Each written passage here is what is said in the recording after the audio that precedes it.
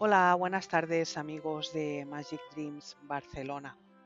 La Casa Enric Batlló está situada en el número 75 del Passeig de Gràcia de Barcelona y constituye uno de los ejemplos más notables de la arquitectura residencial de finales del siglo XIX en la ciudad.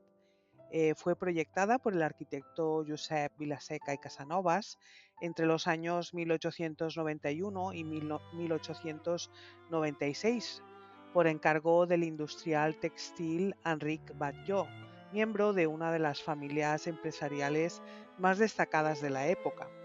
El edificio de inspiración neogótica con influencias modernistas refleja el gusto ecléctico propio del cambio de siglo. Su fachada combina materiales y técnicas diferentes: ladrillo visto, piedra tallada, cerámica ornamentada y hierro forjado, especialmente visible en los balcones y en la tribuna esquinera que domina